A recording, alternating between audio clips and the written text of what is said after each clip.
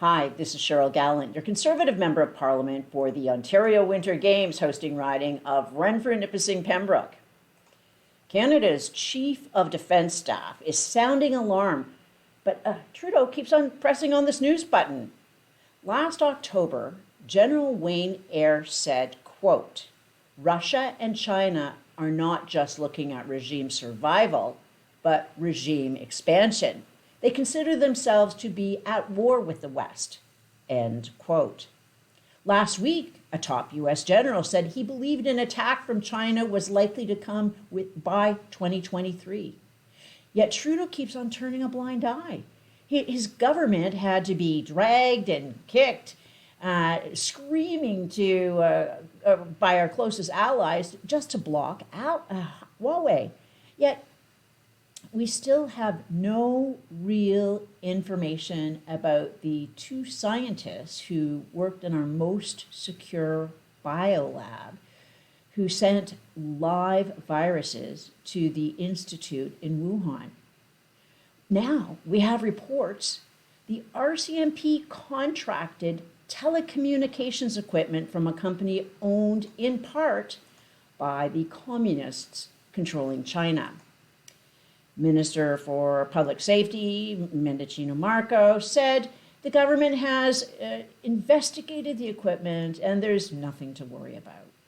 This would be the same minister who lied about the convoy's funding being foreign, who lied about the police asking for the Emergencies Act, who lied about the RCMP commissioner pressuring officers to politicize a terrible tragedy. Canadians should have no confidence in anything that minister claims. Justin Trudeau's admiration for the communists controlling China is well documented. What came to light this week is how Canada's universities have been collaborating with the Chinese military. In the last 5 years, Canada's top 10 universities have conducted 240 joint research projects with the National University of Defence Technology. That university had a different name when it was founded. It used to be called the People's Liberation Army Military Academy of Engineering. The Canadian universities were conducting research into quantum cryptography, photonics, and space science. Some of the Chinese military scientists with whom the Canadians collaborated with are specialists in missile performance, guidance systems, mobile robotics, and automated surveillance. Missile performance and space science are critical areas of science for ballistic missile technology. How long will Trudeau continue to support the communists who control China in building their nuclear capability? Like all authoritarian governments, the communists who control China only have a tenuous grip on power. We have a choice as a country. We can help the communist grip tighten, or we can help the people in China seeking the same freedoms we enjoy. We know which side Trudeau's on. He's told us repeatedly he stands with the communists. Conservatives will always stand with those seeking freedom. In September of 2020, you may have been preoccupied with the mishandling of the pandemic response to know about a special operation the government conducted using the military to influence local populations. In September of 2020, Canadian military operations staff forged a letter from the Nova Scotia government warning about wolves on the loose in a particular region of the province. The goal was to move the government from traditional methods of communicating, like radio, TV, with the public to using information warfare and influence tactics on Canadians.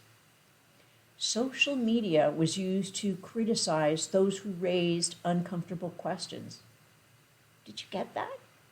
The government used the military to influence local populations. The military used information warfare and influence tactics on Canadians. The military, an organ of government, used social media on those who raised uncomfortable questions. That may be a fact in contributing to the mass exodus of military personnel from the forces. Canadians sign up to defend their families and public from foreign enemies, not to initiate domestic warfare on our own people. Unless Trudeau's goal, like his father's, is to phase out the military completely, like Costa Rica and Iceland, who have none, Canada's military will be left with a skeleton of itself. Hiring quotas or stifling recruitment. Were an unexpected 9/11 type of attack to occur on Canada's land, the Canadian military would be hard-pressed to muster 10,000 soldiers in 24 hours.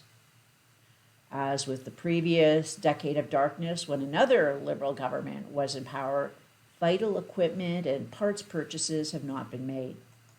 We found out about our tank supply when asked to pony up our share to send to Ukraine, the current battleground for Western democracy. Canada is sending 4. 1 for show and 3 to cannibalize for parts. Next, the ask is going to be for fighter jets. However, not only did Trudeau call home our fighter jets providing air cover for troops on the ground in Iraq as one of his first actions in office, he has just reneged on our NATO air policing role. He delayed the order for fighter jets to replace the ones bought in the 1970s for 7 years. He bought some hand-me-downs from Australia as a band-aid, but refused to do what needed to be done. Instead of spending tax dollars earmarked to keep our nation safe, he funneled billions of dollars to firms and advocacy groups to seal his perpetual re-election. Canada's ability to defend itself is broken.